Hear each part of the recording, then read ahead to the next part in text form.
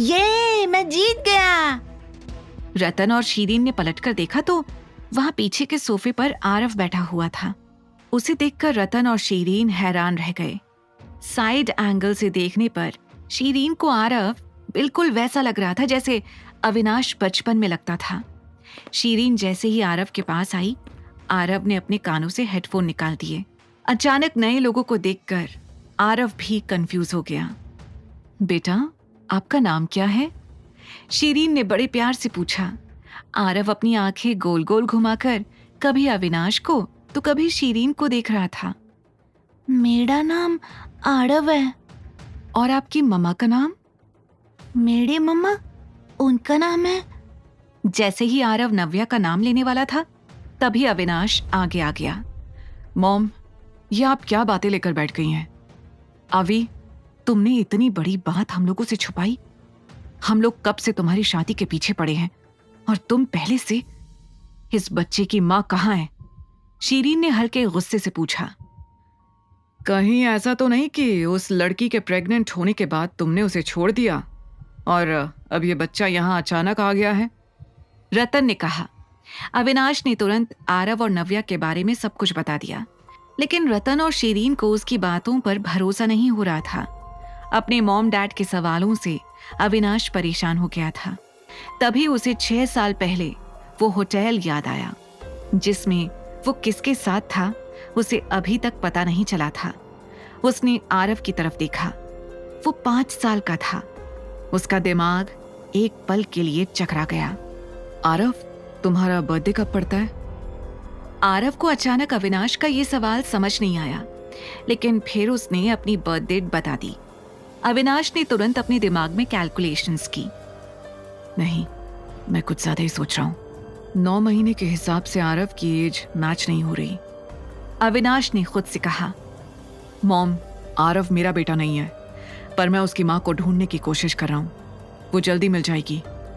अविनाश ने पूरे कॉन्फिडेंस के साथ कहा। इस बार रतन और शीरीन को ना चाहते हुए भी उस पर भरोसा करना पड़ रहा था। उनकी एक्साइटमेंट डिसअपॉइंटमेंट में बदल गई थी। तभी आरव ने कहा, मेरे मम्मा को नानू ने पकड़ लिया है। पापा ने कहा है कि वो मम्मा को वापस ले आएंगे। ये सुनकर शीरीन हैरानी से अविनाश को देख रही थी। अभी, अगर आरव तुम्हारा बेटा नहीं है तो ये तुम्हें बार बार पापा क्यों कह रहा है? हो सकता है इसके डैड का चेहरा मुझसे मिलता हो, पर आप लोग इसकी फिक्र मत करिए, मैं ये सब हैंडल कर लूंगा। तो अब तुम क्या करने वाले हो? शीरीन ने पूछा। ये सुनकर अविनाश ने गहरी सांस ली और आरव की तरफ देखते हुए कहा, मैंने आरव से प्रॉमिस किया है कि मैं उसकी माँ को ढूंढ कर लाऊंगा। हाँ, तब तक मैं यहीं रहूंगा पापा के साथ, आरव ने कहा। रतन और शीरीन एक दूसरे को देख रहे थे। उन्हें समझ नहीं आ रहा था कि वो अविनाश की परेशानी को कैसे कम करें। तभी शीरीन ने कुछ सोचकर कहा, अभी, मुझे नहीं लगता कि आरव का हर वक्त तुम्हारे साथ यहाँ रहना ठीक है। I mean, तुम ठीक से काम भी नहीं कर पाओगे और पता नहीं लोग क्या क्या बातें बनाएंगे। बेटर होगा कि आरव को हम अपने साथ ले जाएं। ये सुनकर आरव का चेहरा उदास हो गया। अविनाश समझ गया था कि आरव का मन नहीं है यहाँ से जाने का। वो आरव के पास गया और उसे समझाया, आरव, मैं आपकी मम्मा को ढूंढूंगा। उसके साथ मेरे पास दूसरे काम भी हैं, इसलिए आपको मेरे मॉम डैड के साथ जाना पड़ेगा, ठीक है?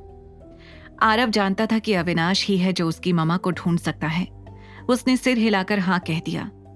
उसके बाद रतन और शीरीन के साथ आरव उनके घर चला गया। फाइनली अविनाश को अपने आसपास शांति महसूस हो रही थी। कहाँ होगी नव्या? सिन्हा परिवार ने उसे क्यों किडनैप किया होगा? वो ये सोच ही रहा था कि तभी अविनाश को रियलाइज हुआ कि वो नव्या के बारे में कुछ ज्यादा ही सोच रहा है। आने वाले 2 दिनों में उसकी एक बहुत इंपॉर्टेंट बिजनेस ट्रिप थी। उसने तुरंत शशांक को मैसेज किया और नव्या को ढूंढने का काम उसे सौंप दिया। वो उसी दिन अपनी बिजनेस ट्रिप के लिए लंदन निकल गया। क्यों दे रही हो अपने आप को इतनी सजा? क्यों नहीं कर लेती अविनाश से बात? 2 दिन में ऐसी हालत हो गई है तुम्हारी कि अब अविनाश भी तुम्हें पहचान नहीं पाएगा। कनिका ने इतराते हुए नव्या के पास आकर कहा। नव्या को उसकी बातों का जवाब देना जरा भी जरूरी नहीं लग रहा था।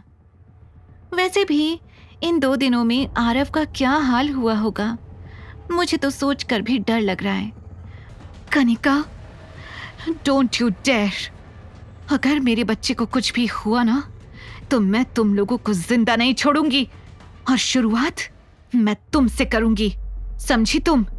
वो ऐसे छटपटा रही थी जैसे अगर उसके हाथ खुल जाएं तो वो अभी इसी वक्त कनिका के टुकड़े कर दे।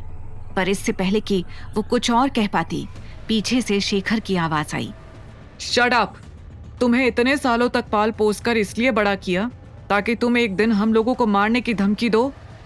शेखर नव्या को घूर रहा था और नव्या शेखर को। अभी के अभी अविनाश को यहाँ बुलाओ, वरना तुम यहाँ से कभी बाहर नहीं निकल पाओगी। भूल जाओ अपने बेटे आरव को। आगे की कहानी जानने के लिए देखिए अगला एपिसोड सिर्फ पॉकेट FM के YouTube चैनल पर, और द रिटर्न के सारे एपिसोड्स को सुनने के लिए डिस्क्रिप्शन में दी लिंक से डाउनलोड करें पॉकेट FM ऐप।